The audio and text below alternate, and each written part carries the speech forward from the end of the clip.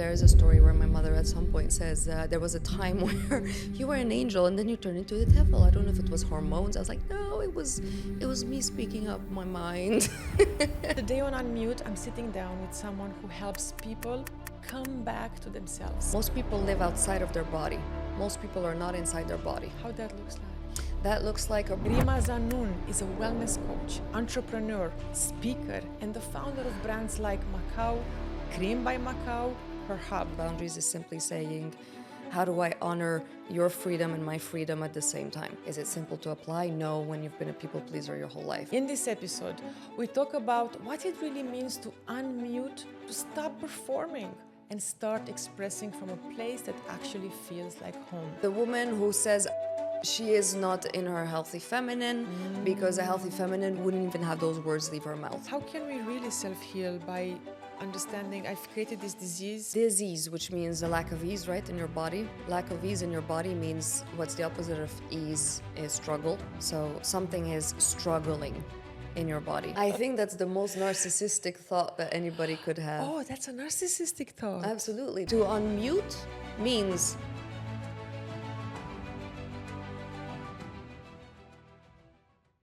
these days, a lot of leaders are tired. They are showing up, pushing forward, doing all the right things, but something feels off. There is pressure to keep it all together, to perform, to succeed, but not always space to pause and ask, is this actually me? Today on UnMute, I'm sitting down with someone who helps people come back to themselves. Rima Zanoun is a wellness coach, entrepreneur, speaker, and the founder of brands like Macau, Cream by Macau, her hub. Everything she builds is rooted in presence, beauty, and truth.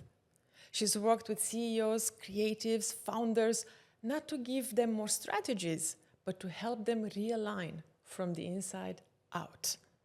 In this episode, we talk about what it really means to unmute, to stop performing, and start expressing from a place that actually feels like home. We explore what happens when women lead with both structure and softness, and how you can run a business, hold a vision, and still stay connected to your own heart. This is for anyone who feels like they've outgrown the version of themselves they've been performing and are ready to come back into alignment. Let's begin. Finally, you're here. I'm so happy to be here. I'm so happy to be here. I love you, Andreea. I always have. Always have. From the first time I met you, I think it was over a decade ago, for sure. But also through our common friend, Seba. Yes, true. I learned, I first saw your pretty, gorgeous face in her camera when she was taking photos of your many, many, many ventures. Yeah. And I was like, whoa, who is this beautiful woman? She's like, she's a friend of mine. She does so well. She does so many events. If you were having your event company and you were having so many activities in Abu Dhabi. And then time passed. We crossed paths in some festivals. And then I said, I want to have you on UnMute. Yes. Because you are unmuting so many professionals, so many women. And we have so much to unpack in this episode. We've got a lot of unmuting of the world to do. Yeah. First question is, when did Rima Zanoun unmuted herself? Ooh, that's a beautiful question. That's a fantastic question. When did Rima unmute herself? I think when the boiling and the bubbling inside was just, enough is enough. And I think most humans can really relate to that, is that we get to a point where the voice within gets lost, right? And it gets dimmed for so long that at some point it's just, there's a compression and a feeling of suppression, all the things that have been suppressed, and a numbness. And after the numbness, there's two paths. Either one really goes down into absolute darkness, or they rise back up for air, right? I've been drowning. So people will rise back up. And I think mine was probably early teenagehood. So really early teenagehood. I'm speaking like 10, I don't know if 10 is teenagehood or considered. in this lifetime. Okay. But probably like 11-ish, around Okay. that time. Okay. And it's funny because whatever environment you'll be in, which was whatever environment I grew up in, when you are adhering to the system and you are submissive within the system and you follow the rules of the system, you're accepted and you're within, so it's okay. And the minute you start saying no to the system, you become the enemy, because that's what the system is based on. Compliance and just bowing down and putting your head down and just going with. And I think there is a story where my mother at some point says there was a time where you were an angel and then you turned into the devil. I don't know if it was hormones. I was like, no, it was me speaking up my mind. But it was, and that's the thing. Of course, she doesn't mean it in a mean way, but she means it in, there was a big shift that was noticed. What was happening in you at 11 when that shift happened? I think what happens, which is what happens naturally, right? So the for women and for men, it's different. So for boys and for girls, it's different. Both children up until the age of 6, we are very much attached to mother. So you go to a child who's up to 6 and you say, if one of your parents were to go right now, which one would it be? They'd be like, let go of daddy. That's it. Mom is God. Mom is the hero. Mom is everything. Mom is everything to that child. After that age, both kids go with the father. So energetically, I'm speaking, right? So they go towards the father, and the father takes them out into the world. And takes them out into the world, shows them the world, right? So mother is the cocooning, and the father is, let me drag these damn kids into the world and show them what it's like, and show them direction, etc. So they go with them, and there's that excitement. And then dad becomes the amazing, cool, hero, hip, this is my idol, right? For both kids, for the boy and for the girl. At teenagehood, which means, when we start going through puberty, the girl comes back to the mother, and that's the return back to the feminine. But the boy stays with the father. So that's why mothers at the age of like 7 or 8, when they see their boy going to the father, there's a mourning that happens, because they know that's it. Energetically, he's going with the man now. He's going to be with the men. He's got, so I don't have him here on my lap anymore. The girl is going to come back, because she's got to come back to the mother and to the feminine side energetically. So I think for me, around that age, which was the return to the mother, I was probably like, this is not the system of the feminine that I recognize. Although you were not using that language at that time. Of course not. It's all unconscious. It's all in the blind spots, but it's energetic and we feel it and we know it. So I always had a knowing, and the knowing was there. But I'm not going to use that language. I don't have it. I didn't have it. I did have some understanding, because I have journals that my parents sent me back when they moved houses recently. And it was all my journals from when I was a kid and a teenager and stuff. And at 9 years old and 10 years old, I was writing about ego and souls and how people fighting with each other, they don't see that they are the same, and they're just their fears against each other. So all of that was written at 9 and 10. So I was able to pick up on some stuff, not to the level or depth that I understand now, or level of sight that I have now, but definitely I understood quite a bit about behind the veil and the masks. I feel that in the answer of when you have unmuted yourself at 11, already we have to start taking notes. The masterclass has officially started. You traveled the world, you've studied in Montreal arts and philosophy, you studied at SMOD here in the UAE, you're an entrepreneur with multiple businesses, but also deeply rooted in spirituality and wanting to do a lot of work. How are you combining the two? Sometimes, for many people, it feels daunting, but I think for you, it's natural. I think the question is wonderful. The answer, though, is layered, and I don't think I will ever have the exact answer to the question fully in my lifetime, for sure. But I think what it is I've always followed my heart. And what that means is I could never abandon my heart for too long. I have abandoned my heart at times, and I think we all do as humans, especially women, because it's hard to hold on to this. For sometimes we have to harden up and toughen up. But I've held on to her, my heart, so much that I could not stay too long anywhere that felt wrong, that felt not aligned, that felt it wasn't aligned with my values. It was not the best place for me to serve, and that's super important for me, is unless I am of value here, right? Because that's what purpose is. Purpose means I understand that creation created me, therefore I have purpose, because creation doesn't create randomly. Every ant, every person, every leaf has purpose. So I know I have purpose, and my job is to align with the places that need this.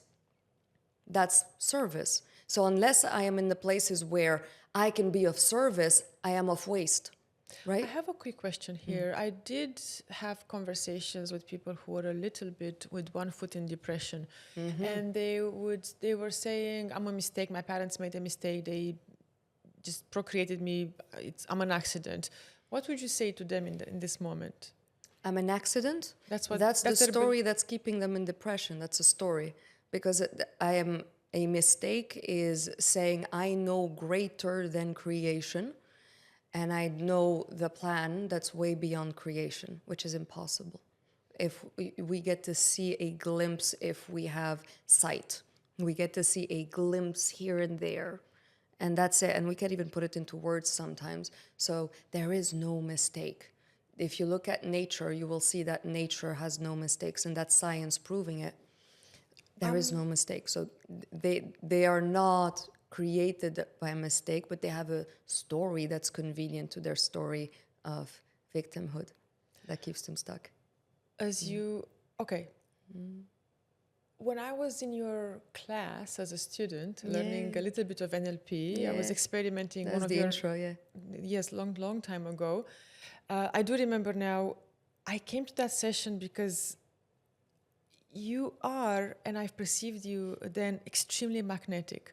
Thank you. To what do you attribute your magnetism, apart from your visible and gorgeous presence? Oh, Andreea. Do you consciously work on creating this magnetism, or do you think it's a result of what? Because many people tell me, I want to be more charismatic, more magnetic, and there are ways to learn that through behavior and speech.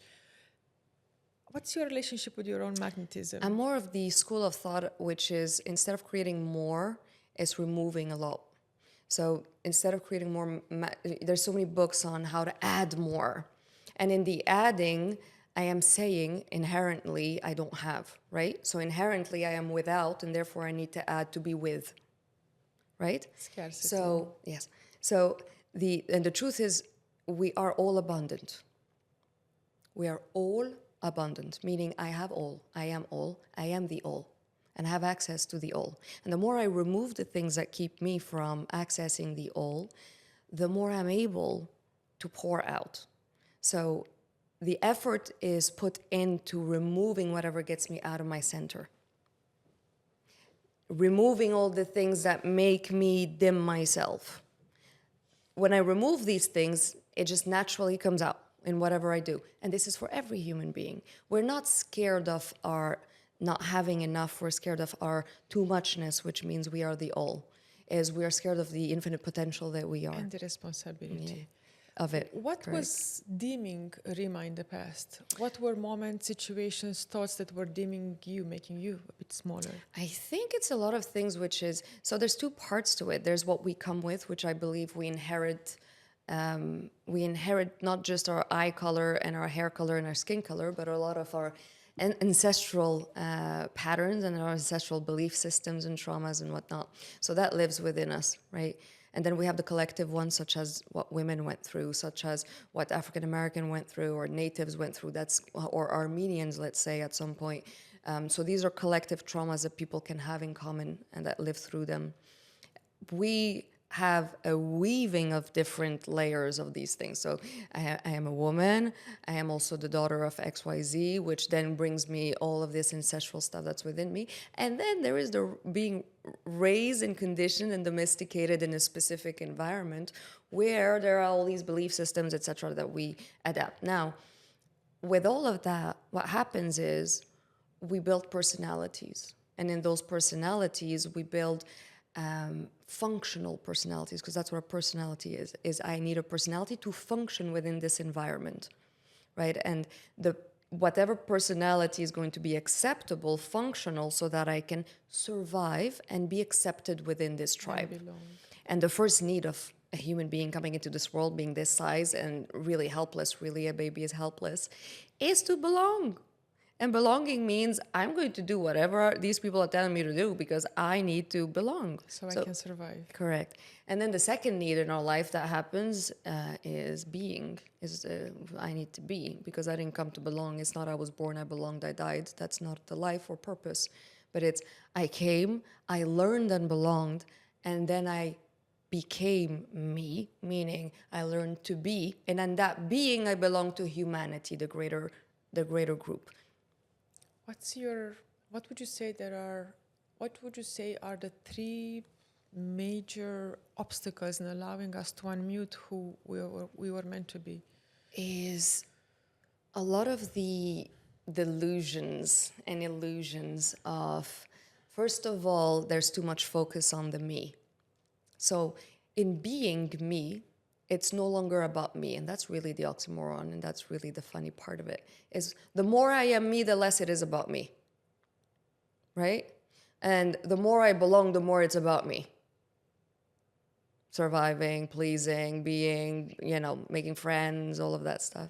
So to unmute means how much can I allow of the shedding and the dying of the personalities and identities that I have built. Which takes so much courage. Yeah.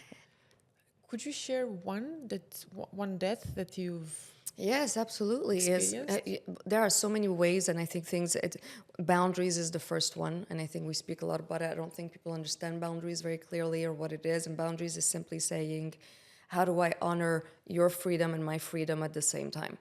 That's really what it is, and it's that simple. Is it simple to apply? No, when you've been a people pleaser your whole life, because it feels like literally you're hyperventilating, saying no. Oh my God, I'm the guilt, and it's like, oh my God, I said no. Do they still love me? Are they still gonna accept me? And then it's really in parallel to that, I have to strengthen the reality of me needing me and letting go of the illusion of me really needing to be part of certain groups. As in me needing me, I will find the groups that need me in the same way. And therefore, there is no more performing because I get to be me. So that, people pleasing, what are other big obstacles that you think prevents people from unmuting themselves? Simply their desire to be accepted and liked and validated externally. Which we can't get rid of. It's embedded, right? I think everything that exists is perfectly functional for a specific purpose, right? So I don't believe in getting rid of anything. Ego is not meant to be getting rid of. It's meant to be integrated, right? It's a creation that has purpose and serves a fantastic purpose. It needs to be integrated. Once it is integrated, now I'm able to understand the beautiful creation of what my ego is. I mean, to create a personality from just sensing an environment at a very young age, and to create a personality that has skills. One is, some people may say I have OCD, or I'm a perfectionist and I really know things and I really like taste. And all of these skills have been developed for survival purposes within a personality. How incredible is that? Now I can't let that go and run the show. Because when it goes and runs the show, I am separate from the rest of the population, from the rest of the people, and from being in love with the rest of people, because I'm just in my survival. But we build so much from these creations. So unmuting has to be first a choice. And with that choice is understanding that we gain nothing without losing nothing. Which means slow down. We gain nothing? Without losing nothing. This is life. It's the equilibrium of life. Equilibrium of life means I can't just accumulate and keep hoarding things on top of things. As if I'm going to take this, I need to give something. Of course. There's equilibrium, exchange. Yeah. So if I'm going to gain peace of, oh my God, I love that I get to speak my mind and this is me, and I might need to give up the validation from outside that people are going to approve of me and everybody's going to like me. Okay. So in me liking me, I got to choose. Okay. And then in that me liking me, I'm going to meet other people that also like themselves and therefore are a lot more liking of other people, just because there's less judgment. Because when I like me now, I don't judge any other person. Okay. unmuting as a choice, boundaries, understanding that when this universal law of give and take, that yin and yang, you get something, you give something. I'm just listening. I'm listening in awe, and I'm wondering, all this wealth of information, you acquired it or you remembered it? Because I know you have a very intimate relationship with mysticism. Yes. I spent the first part of my life as a mind creature mainly, right? Which means I've done a lot of studying and reading and all the reading and all the studying and all the philosophers, and I was putting them together, and I was all sorts of things. But then I was very knowledgeable, but I wasn't very wise. And I think wisdom comes from source, directly from source, which means we have access to all this information, which is put to us and expressed to us in so many ways, in a song, in a piece of poetry, in a book, in a transmission, in a piece of art. The same truth is expressed, same truth that is accessed directly from source is expressed to us in many different ways. And we all have that access. Nobody's special or more special than the other. We all have that access. It's spending a lot of time trusting it and going there and listening to that voice a lot more and getting the downloads from there. Could you guide more people how to tap into it? Yes, it starts with connecting back to the heart. Most people live outside of their body. Most people are not inside their body. How that looks like? That looks like a person that cannot sit with themselves without anything around them for 10 minutes. Because they need to get out of the room, because what do you mean me with me? What do you mean I'm going to hang out with me? God forbid. High discomfort. Yeah. So it's the discomfort of just sitting in stillness and understanding that, discovering that this is my house. This is the earth. This is my earth, which means this is my house, my land. This is where everything is. And in that everything, all the wisdom, all the knowledge is in my cells, is in my bones, is in everything that I am. But I gotta sit and listen. And why do people escape it? Because it speaks in emotion. Emotion, energy that moves in my body. And energy might not be comfortable. Energy is gonna expose things, is gonna bring up the things that have been suppressed, they're not fun. And a lot of people would rather be out there in busyness, which busyness is the number one addiction in the world above any other addictions. It's just keeping busy. As long as I'm busy, I'm not feeling, so I'm outside of my body. But people will run until they run into themselves, and then they have to stop at some point. So beautiful. And they have to stop. Yeah. They run until they run into a wall, into themselves. Into themselves. How does happen? Because you can't run outside. You can't run out. Wherever you go, there you are. You can't. You're gonna run into yourself in everything and everyone you meet, and you're gonna keep running. Do you consider yourself awakened? I think we're all on a spectrum of being awakened. Some people, like Frederick Dodson, wrote books about levels of frequency, which is the different frequencies you can reach. And then you have people like Jesus Christ, etc., with like 600. But I think that we're all on a level of awakening to a certain degree. Comparing to 10 years ago, how is your understanding, perception, consciousness today from 2015? I don't think it's measurable. I don't think it's measurable. I think we access more. So the more, when you're dealing with the infinite, you can't really measure because it's infinite, right? So I don't know how much more I'm getting. But what I do know is how much more comfortable with existence I am. The less I know, the more I access, the more I realize that there is more. I feel smaller in the infinite. And the more I feel comfortable in that. And that for me is the gain, really. So I don't think the pursuit is to become the most awakened or to compete with Buddha. I think the goal is really to land in this body and feel good in this body, because that's what spirit is trying to do in a lifetime of 80 to 100 years, nothing else. It's just saying, I am spirit, which is the all consciousness, coming into this very limited body that is made of some, microbiome biology.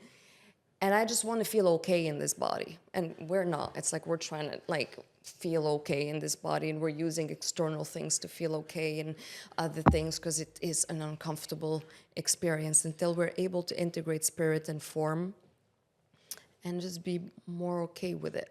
And is that one of the closest definitions to someone who is more awakened on the spectrum of awakening? I think so, yes. I think so. I think for me is the more someone is comfortable being in form, because it's easy to go and get high in spirit, which is living in spirituality, becoming, somebody who's always seeking the next high and the next spiritual circle and group and go and do a lot of things. It feels great there, It feels amazing being there. Everybody wants to stay there. But if we were meant to stay there, we wouldn't be in form. Spirit wouldn't have come into this body. So Spirit wants to have a human experience, which is to have a physical experience. And the body is the most spiritual experience you can have because it's the most difficult. And it's what Spirit has chosen for us. I've had incredible conversations here on UnMute. I really deeply appreciate this moment right now, the now with you, Rima. And one of my mentors and close friends, Natalia Fata, whom you know, she's a yoga teacher and practitioner, and she's been saying the same, that you look at the body and you get to really understand where the person is spiritually and mentally, because the body tells the story. Everything. Overweight, skin, and so on. I want to invite you to Womanhood Land. Yes. And let's unpack how do you balance being incredibly feminine and beautiful It's hard, and girl. the businesses, Macau, Cream by Macau. I live opposite your place. You're opposite the IFC, or your restaurant, and I'm yet to discover it and enjoy it. Come anytime. As I manage as well as most women do in this world day and time, Is it harder for me than it is for a mother who's working, etc.? No, absolutely not. I think all women have their own, but it's how I think we do a lot. And I just love women so much, Andreea. I just love women so much. I had to do a lot of work back in days on loving men as much. Balancing the love for both That was sexes. my challenge. It was like I love men, but women, I'm very straight, obviously. It's not the point. But you are very straight. I'm very straight. I'm the straightest woman alive. Yes, but I really, really love women because they are so incredible. First of all, I could speak for 10 hours, so you'll have to cut me. But woman is past, present, future. I mean, she is the purpose, the meaning of life. The portal. She is the meaning of life. No woman, no life. Everything we build, everything we do is for her. Everything man does, everything he has created, cities, hospitals, schools, is for children, for the future, for the future. What is the future? The womb is the future. No womb, no future. Anyway, I'm getting passionate. What happens when women have? Let's make a small pit stop here. What happens when women? Okay, first of all, why the hell is perimenopause mainstream right now? Why have we amplified the perimenopause? Yeah. Who did that, and why are we indoctrinating women between 35, 45 that they are in perimenopause? When 10 years ago, perimenopause was not a word, and women were having their menopause 50 plus. Yeah. What are your comments on that? I think biology changes a lot. I think just like we age, now people live longer. I think our biology is changing as well, and it changed based on the energies and how they move through us. So there's the two creative energies that create in this universe, and that's the ultimate truth, right? That we know is polarity creates. Yin, yang, feminine, masculine, dark, light, whatever words Yin, are symbols you want to use to refer to those two polar opposites, energies that together create. That's the Big Bang and everything else that follows after that. So those two energies come together and they create right now in our bodies. When they shift and they move, they're going to create shifts in the biology of us as well, because they are creating. So they're creating different cells, they're creating different movements, they're creating different aging, different things that are going on. What's happening on the outside society-wise, I'll be honest with you, I I'm not too tuned in, and I don't really care much about what happens out there, because I know that we cannot change the world by really fighting the systems that are out there, but by dissolving them within. How do we dissolve them? We dissolve them within by not adhering, which means now when I understand what's happening there, but I can see past it, and I can see that that is not truth, and I don't need someone else to validate what I see. Yeah. I know. Yeah. I just know. And I don't need other people to tell me this is truth, this is not truth. Then I'm able to not join. And by not joining, that will die and collapse on its own. That's it. I do the same. Yeah. So it's, people are going to do things around the world. Women have gone through insane things in history, and we all know it, from being put in asylums for speaking up, or so many different things that we all know. We all know what women went through. But nowadays, what we have is we have systems that we have built that are justice systems that protect, which is great. But we also know that that's not always enough, because abuse or whatever can happen in society doesn't always go with, against the law. So it's not always a law problem, but it's always how we feel about things and how we are treated, etc. And I do think where we're at right now in 2025 is an incredible moment, because we've reached a place where men and women, yes, are energetically turning their backs to each other. 100%. Big time. So the men are mad at the women, and the women are mad at men, and we see women it. say men are not growing fast enough, they're not developing fast enough. Yes. Men are saying, well, you have it all, what do you want from us? Exactly. It's like, I can't, you're too much and you're not good enough. Yeah. Which are the two challenges that they will always deal with. The only issue is now today, the men and the women are not able to hold those two challenges. Woman will always feel too much. Always. She always will. Because she is everything. She is life. She has access to all. She's the beauty, the purpose, the everything. She is too much. She is. She is. And men will always feel not good enough, because the not good enoughness that he feels doesn't mean that he is not good enough. It means it is what makes him go out there every morning and slay dragons and say, today I did 1% better than yesterday. And he needs that, because you want to kill a man, you put him on a couch for a week and tell him to do nothing. He will feel useless. A man needs to wake up every morning, get out the door, and go slay dragons, whatever dragons they are. Whether it's going to the gym, whether it's traffic, your boss. Yes, I went hunting. I went and competed. I got a deal. Whatever it is, but men need to feel strong. They need to feel respected, and they need to feel like they are making a difference and an impact where they are in that group, wherever they are. Why do we have more depression? So that's why we have more depression among men today more than ever. Yes, because men are being distracted from their strength. By whom? By societies. It's called patriarchy. So patriarchy is a system of that now is crumbling. We're getting to the end of patriarchy. Patriarchy is a system we have lived up until today. And patriarchy is not a man system or a woman system. It's a system, like a software. And it lives in men and women equally. Women who are very much, dimming, telling others to dim, competitive with other women, that's patriarchy, because that's not the essence of the feminine. Matriarchy is not about that. It's about the opposite. It's about connection, community, etc., etc.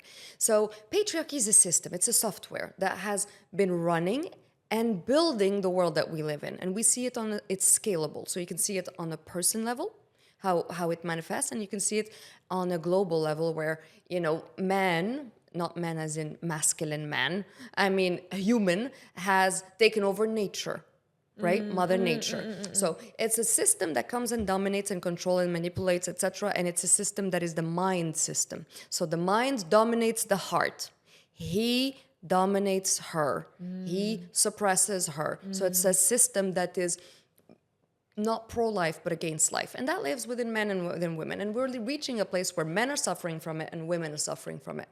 Because it doesn't work. Because a system where he dominates her is not beneficial to him. And I'll tell you why. Go ask any man that is with a woman that feels dominated at home and tell him, how do you feel about your wife? He cheats. He looks around. 100%. Because he's like, I look into her eyes and she hates me. Why doesn't she love me? Because you dominate her. You can't get love unless you're lovable. That's the rule. So unless you are a person that she genuinely loves. I know you observe a lot and you're reading a lot and you're traveling, but based on what?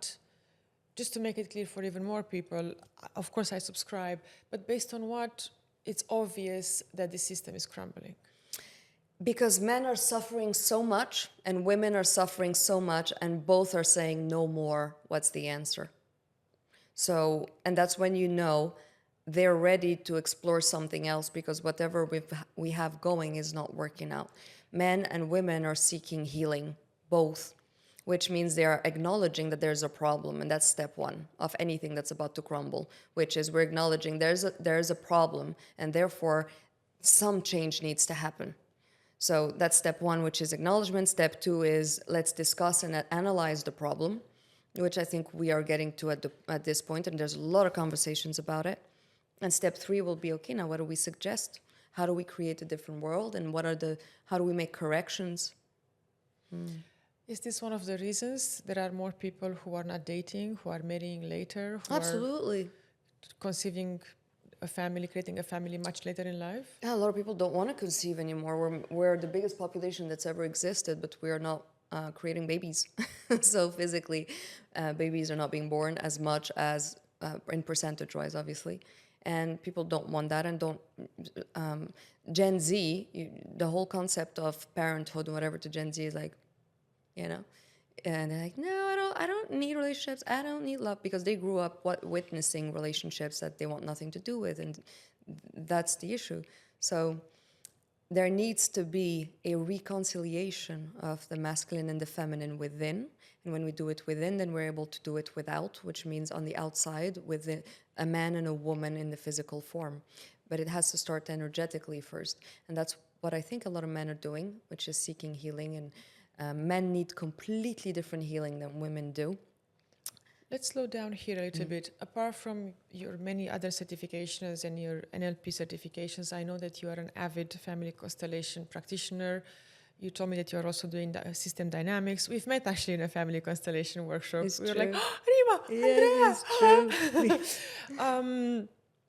So I want to slow down here and ask you okay, so many questions I have in my mind. The first one is,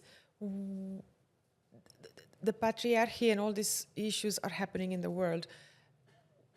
I'm speaking for almost all my girlfriends, or many of my girlfriends. Why is it a little bit harder to find a good match or your match in the society called the UAE? Because we have 200 something nationalities, so everyone wants everything, everyone wants a lot. It's different in Algeria, where you're from, it's different in Romania, it's different in Italy, it's different if you are in your neighborhood, so to speak.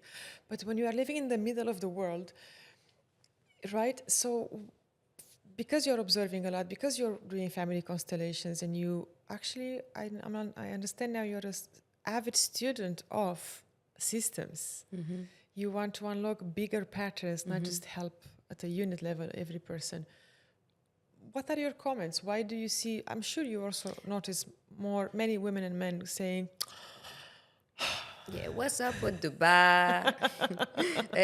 you can't find the right guy, you can't find the right girl, all the girls are I gold get this diggers. all the time. Me too. It's like I work a lot with relationships and couples, and it's a lot of, yeah, it's impossible in Dubai. And I think that's a beautiful story that a lot of people who are emotionally unavailable really like to cling on to, which is, it's everything but me.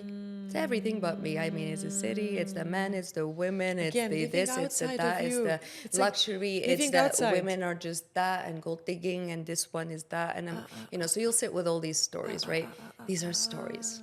These are all stories. Again, living outside. Yeah, exactly. It's living outside, because I don't want to go and see inside where my blocks are, because there's now nothing outside of me, and I know you know that. There is nothing outside of me right now. In this physical reality, which is beautiful, you get to be in this gorgeous form, and I get to speak to you in this form. But in reality, it's just one with one. So it is energy with energy, and it is interacting, and it's me with me, and you with you, and it is it with it. So it's the same thing that happens when we are living in the world, and the people that we attract and people we don't. And we tend to forget the miraculous moments in our life that really indicate and really are the anonymous glimpses of the Creator, when out of nowhere something appears in our life. Out of nowhere a person appears in our life, a friend appears, a job opportunity, a work thing, and whatever, but they do out of nowhere. And we then go towards the bias confirmation stories of there's nothing, never happens, and never. And because that is validating my story. What is safe? What makes you feel my safe? story of this is why I am single. You know, it's I want to be single really deep down and dive deep because I don't feel safe yet. So a lot of people who want to unmute their relationships, okay? Let's just break it down here. You say you want, but subconsciously you have your reasons, your story, why you shouldn't be in a relationship, why it's not safe. How do you catch yourself that you have two conflicting desires or wants? In relationship. Why? Because my blind spots can only appear in relationship. In the mirror. In the mirror. So that's what a blind spot is I can't see what's behind me unless I'm looking in the mirror.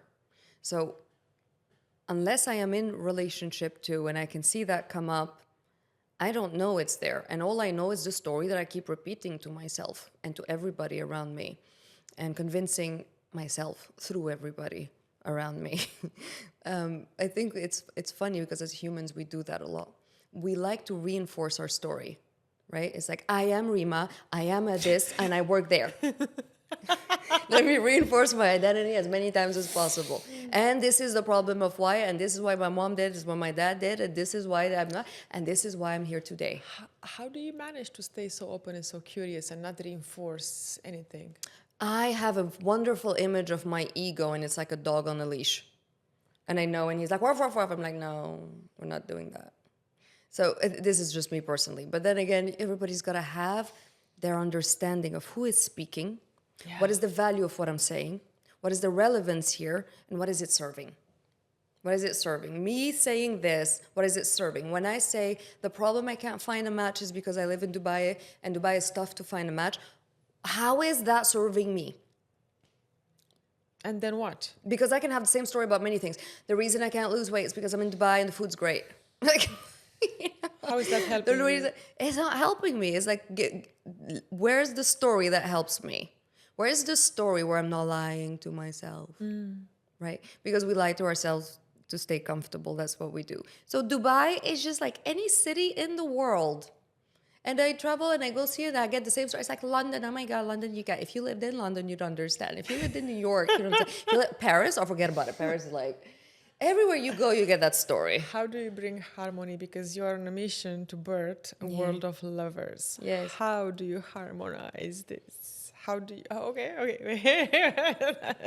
Head and heart. Head and heart. The oldest polarity, which is the masculine, feminine, head and heart. You know, all throughout in poetry, in books and whatever, we're always used to follow your heart or for your mind. And the thing is, it's not one or the other. One will get you into patriarchy. The other one will get you into matriarchy. Both systems don't work. But together, you're in harmony and you're in the Garden of Eden. Sovereignty. You have a beautiful garden here where she speaks, she visions. How do we cultivate this ideal and this utopia when the environment doesn't sustain it? Because I'm not the environment. I'm the one creating the environment. When I say the environment doesn't sustain it, is I'm approaching life as a victim of the environment. The environment is creating and using me, as opposed to I am creating. I am the creator in creating. So the environment changes as I walk. When did you wake up to this knowing that you are the creator? Was it in a course? Always. It's, I mean... No, not always, because I feel that many people in their journey of awakening, they experience scarcity, victimhood. It's my fault, my mom, my dad didn't give me my country. And then they start to take a bit of responsibility and then they crumble into I'm creating and they're not even able to sustain it. And I'm talking about myself. It was a journey of 10 years of peeling, removing, not believing, not trusting. I sat in the dark for 5 days. I went to many retreats, many days. I've chanted. I shake it off. I did family constellations. So I did not feel I'm the creator until 3-4 years ago. Okay. For you, it's been since always. Everyone has different journeys. Yes, I was a teenager and I was drawing things that I wanted to create, and many of them came true. And it's just, I understood that if I could see it in my head and I could feel it, which means infuse the emotion into the image that I create of how it feels like, and if I could stay in that space, that I had already created it, I'm already in it. So that was something that I don't know how I stumbled upon it. Might have been I was suffering as a teenager and was by myself for some time. And then I created something that I really wanted to experience. And I was like, oh my God, it works. I don't know. But I think the greatest challenge for humans, all humans, me included, is taking responsibility for ourselves, which means I am no longer blaming anything outside of me, because in doing so, every single time I do so, I give away my power. And I don't have other choice than, do I want to give away my power or do I want to keep my power? Those are the two choices. I don't have any other. Yes, but it's not fair. And yes, and it's not fair, but do you want to give away your power or do you want to keep your power? Yeah, but so after you've had your tantrum, which is okay to have, and I say this to some of my friends, I'm like, I'll call them like, I just want to have a tantrum. I'm dying today. I'm dying. Hear it all, the drama. I want you to hear the whole drama from beginning to end. I am dying. It's not fair. Why is this happening to me? To me, the world's conspiring. It's like, give me the 10 minutes and then I can go. So it's just a feeling of the little girl wanting to speak up and say, it's not fair and all that. And then I go and I get, into how did I attract that in my reality? How did I create that in my reality? And how can I shift that now? And what is it here for me? Responsibility for what you have unconsciously created and how you can shift it. Correct. So I will answer myself to the question, how do you cultivate your magnetism and your beauty? And I would say also through humor, because I remember now how much humor you bring to whatever someone is venting or complaining. You use humor, neuro-linguistic programming to change the state, to reframe it, and to bring people to... I do a lot of humor because I worked a lot with men at the beginning. Mm-hmm. And men, because I was a woman, I think so it was unconsciously a way of breaking the ice and just being a bit more... for them to open up a little bit more. Because men and whatever emotions going on in there just is like, feels like death. Like they're coming already, they're like, why am I here? What am I doing here? So if you don't bring the humor and make them laugh at their stuff the way you laugh at your stuff and whatever, it was very difficult. But and life is really funny. It is so funny in so many ways. Once you have the shifts and once you are in this state, you can see the funny.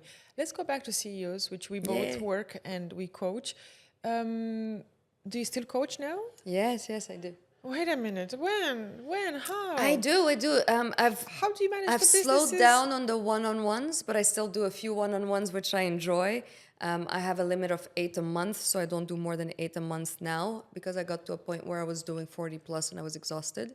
And it wasn't the impact that I wanted to have. So the one-on-ones, that's my time frame, and then the rest I do workshops and I do talks, and it has a better ripple effect, I think. And for me personally, and it allows me to do a lot more and get a lot more out in a ripple effect. I really appreciated your stage presence at Cayenne Festival Cayenne in January this year. They did such a fantastic work. They did fantastic You've work. added so much value being so a much. speaker and being a moderator, your knowledge, your outfits, everything. Thank you. I want to go to the physical body and awakening. Yeah. From Rima's perspective, how is one able to heal through breath work and intention and rely less and less and less on doctors and medication, which sometimes it's needed, but how can we really self-heal by understanding I've created this disease? Like, take us to that process, because clearly you have so much to say about it. Disease, which means a lack of ease, right, in your body. Lack of ease in your body means what's the opposite of ease is struggle.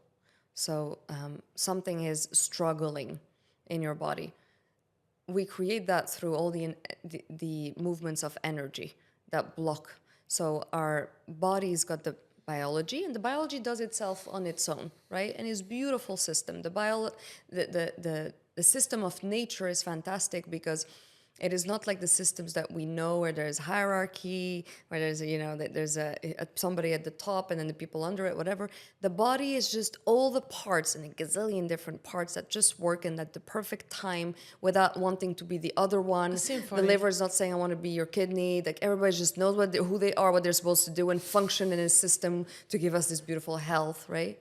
And then we've got the energetic body, which is the emotional body. It moves in our body. And emotions need to move. We are energy. It's undeniable anymore. Quantum, the world of quantum has been the most mysterious for many reasons. It's the most powerful. It's the truest world of them all. So the energy of our body, we can't deny it. It's the most important part of who we are and how it moves in our body and what it expresses. Now, if we do a lot of suppression, if we do a lot of living outside our body, which means I'm not taking care of my body because I don't even know what's going on in there. We don't feel enough. That's what it is. If I'm out there all the time, I have no idea what's going on here. Apocalypse could be going on here, and I have no idea.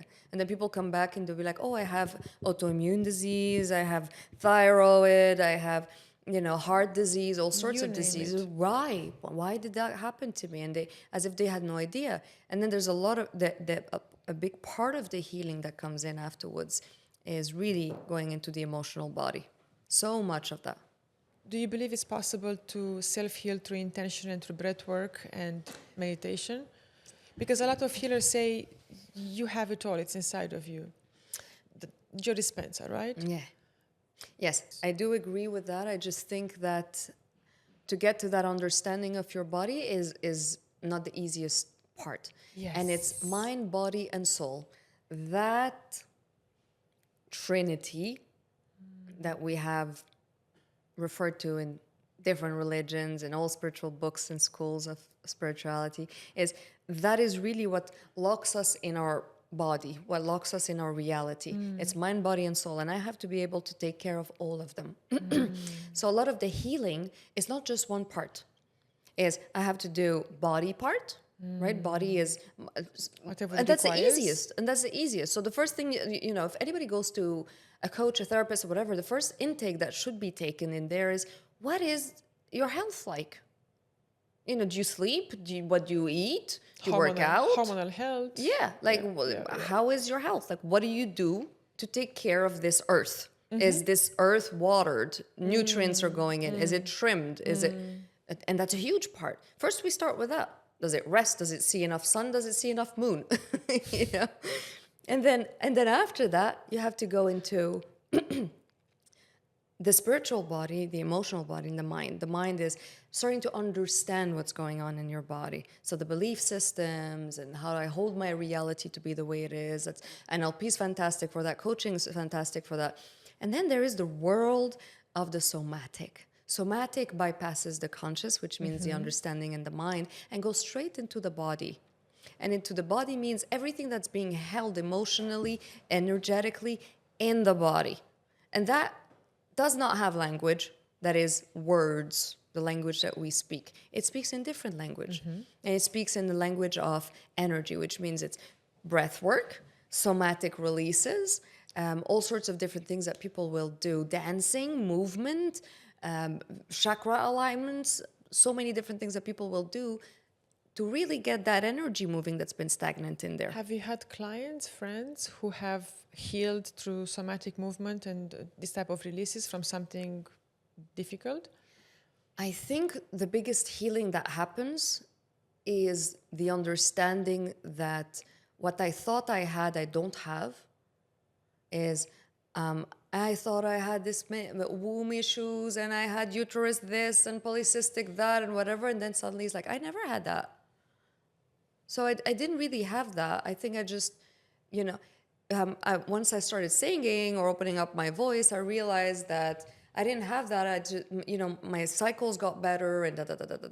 So I don't think that we are able, it's not a one case for everybody, but I do know a lot of people who have healed tumors that have disappeared.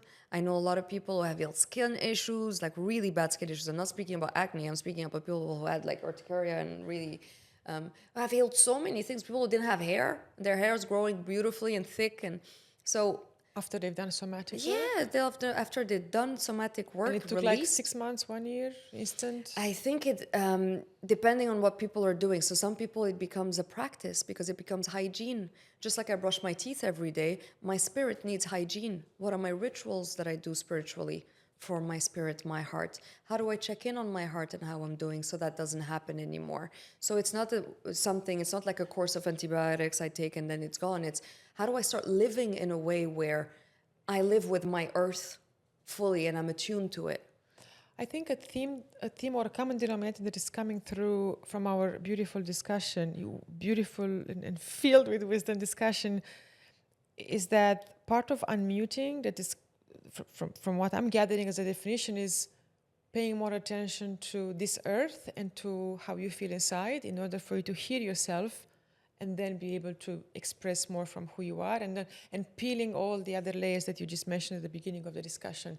How about the CEOs that have it all, the car, the wife, the investments, but you know, as I do in the sessions, that they don't feel anymore, they're numb? How do you help them? It's called patriarchy. It's most of my clients. It's called patriarchy. It's like, I have it. And they're angry. They are angry. Why am I not happy if I Yes, have it they all? feel betrayed by life. So it's like a sense of betrayal, and that makes them very bitter, and they live with bitterness because they feel, I have done everything right that I was supposed to do, and I've been winning, and I won, and yet the winning doesn't feel the way I thought it would feel. It feels like nothing. It feels like losing, and I don't feel anything because I've gotten all the accolades, which I thought would get me the thing that would make me happy, and it didn't. And that's the numbness. Numbness meaning the heart is suppressed. And that's patriarchy. So I've lived a life of doing, achieving for the sake of getting and achieving. That's what patriarchy is I am self-serving. I am not serving her. So a system of balance is the mind serves her. Is I am doing things because it is fulfilling. But what happens when the heart or the woman exaggerates and goes in the extreme of demanding and expecting and imposing because I'm the prize? What happens because there is that extreme as well, and you've seen it. That's in relationships, you mean? Yes. Yeah, so the woman who says, I'm the prize... She's entitled. She is not in her healthy feminine because a healthy feminine wouldn't even have those words leave her mouth. She wouldn't have to convince anybody of anything she knows. But in certain cultures, not to name the cultures, that is propagated. What, a woman speaking that? A woman being entitled for the guy to buy this and that, and before she even goes on a date. Entitlement comes from a sense of ego. And both energies have ego in them. So if you think everything is infinite, right? Everything in creation is infinite. So masculine, feminine. Now in feminine, there is also polarity, masculine, feminine. And in masculine, there's masculine, feminine. And you keep going infinitely down into those polarities, dark and light, dark and light. And within the light, there's dark. That's the yin yang, the little dot and little dot. So it keeps going. I feel hypnotized. I hope you do. Yeah. So that's how it goes. So in the feminine, when the feminine is not balanced within her own energies, so the whole goal is to always be in balance. Now, a woman that says to a man, you must do and you must this and you must that, she is not at all in knowing of what and who she is. Because a woman that needs to express that in an environment where she feels she needs more than she is getting, she's in the wrong environment. And she's trying to do it through control. That is not the feminine. The feminine never controls. She never controls. The feminine, by her presence, receives.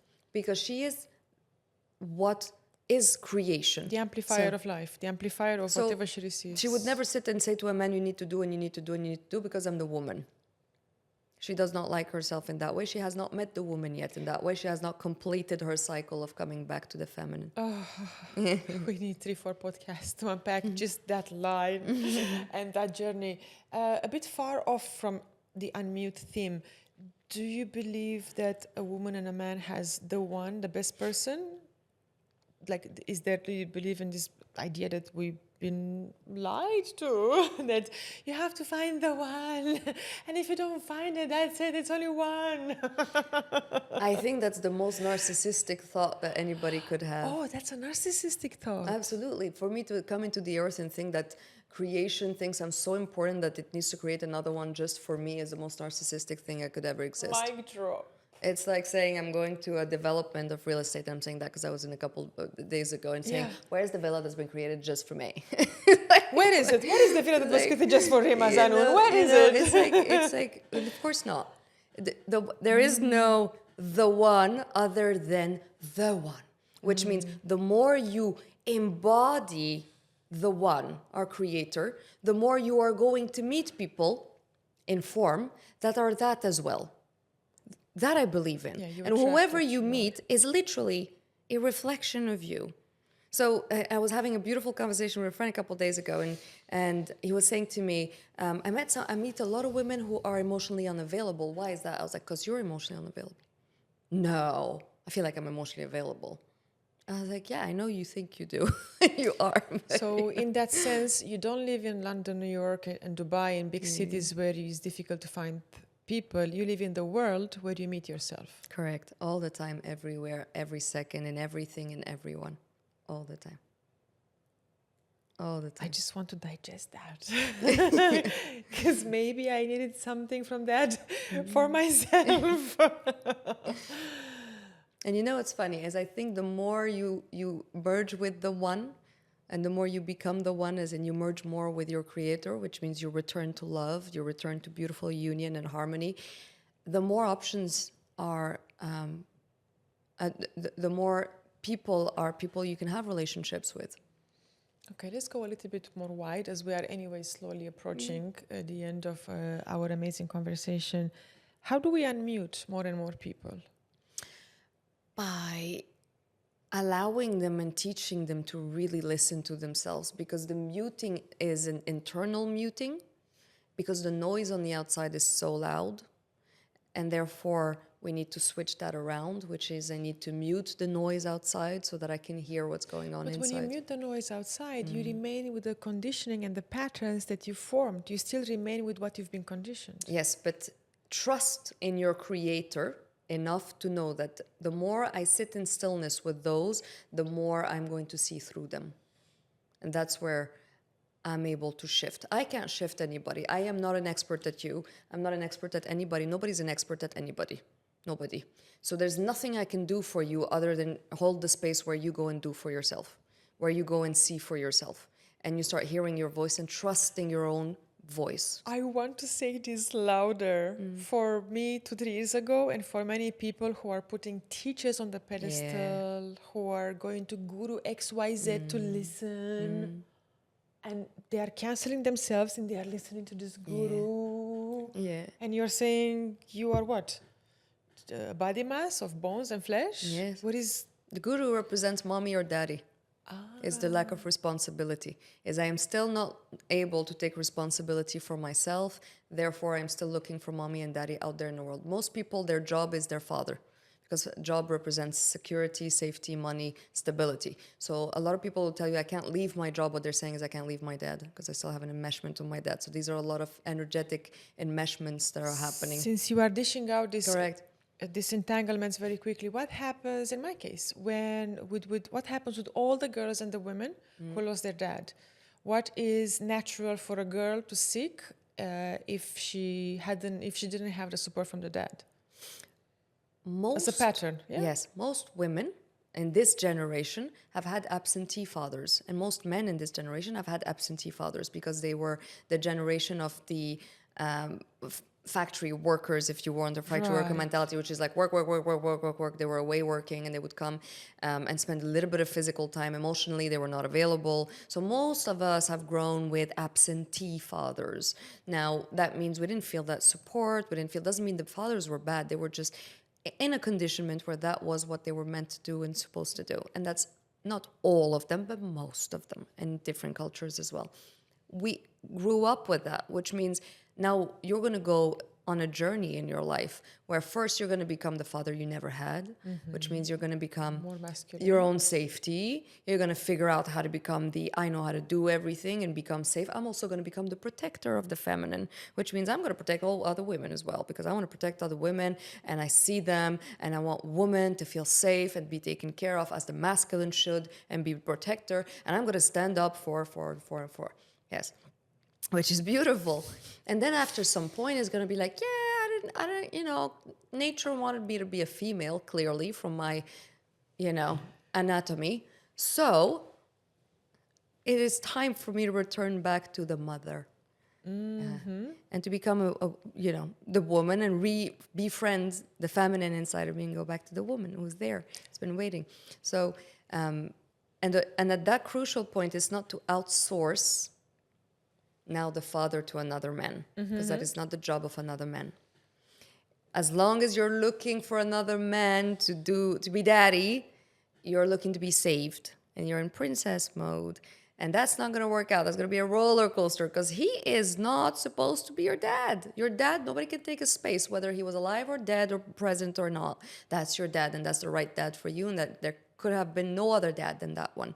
And the man you're going to meet is to have an equal, what I mean by equal, which is, this word is very, very tricky. I don't mean equal 50-50, none of that crap, okay? Yeah, it's crap. She is something and he is something. Equal means the exchange is equal. What I pour, I get back. The energy of abundance within us, and abundance is an energy that is just like money, it's a water energy, which means it's fluid. That's why we say money, cash flow. There's the words that we use with money is that.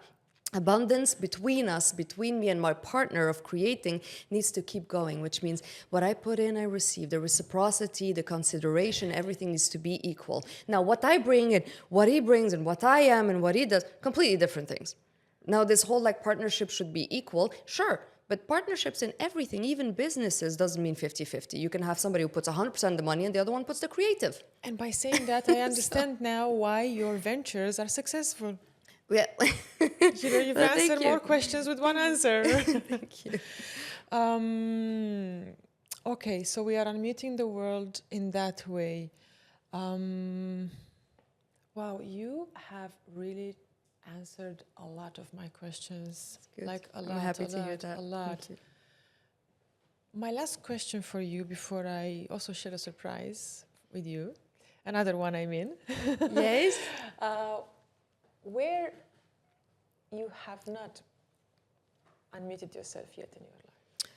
Where I haven't unmuted myself, that is such a beautiful question.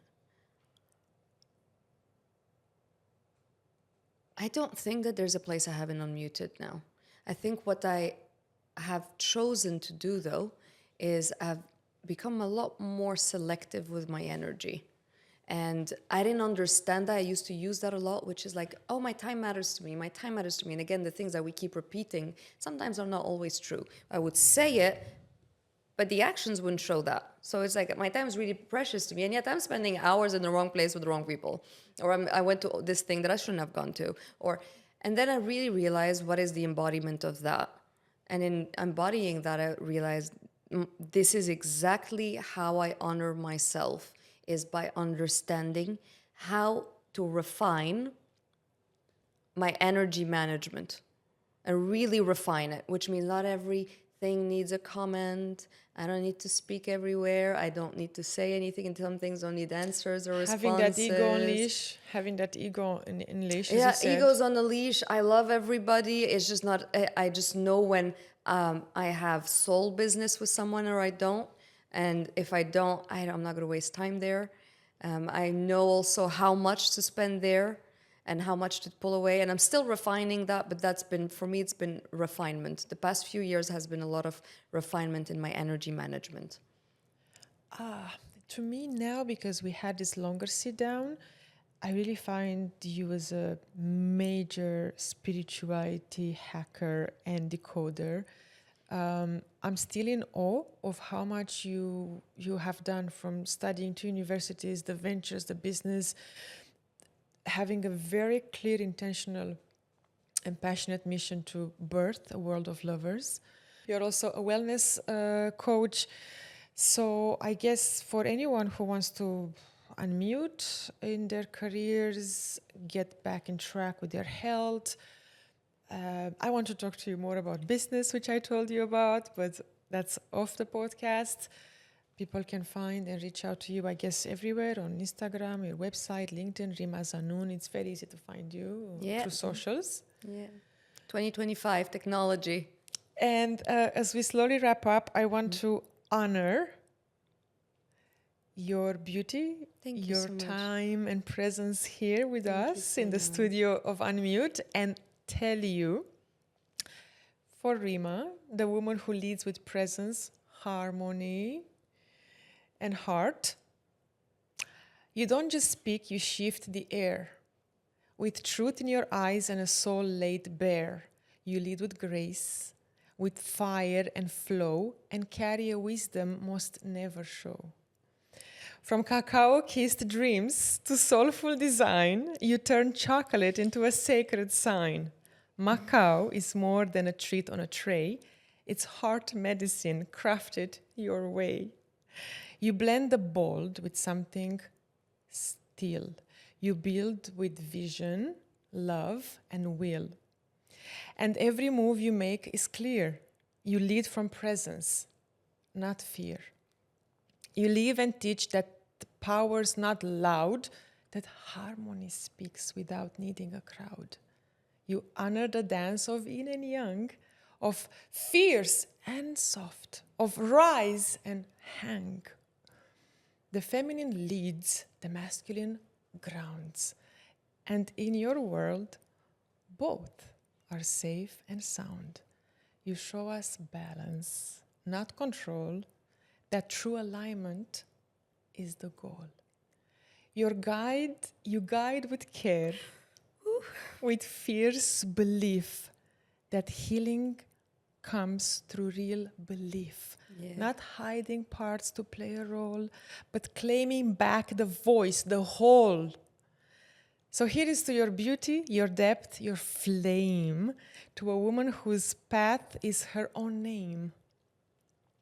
You've unmuted your voice and shown us too that's the most powerful thing, that the most powerful thing we can be is true.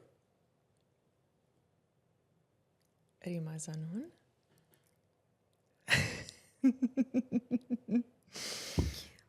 I'm happy I've reached. Thank you so much. I'm happy I've reached a heart that beats so much wisdom and love.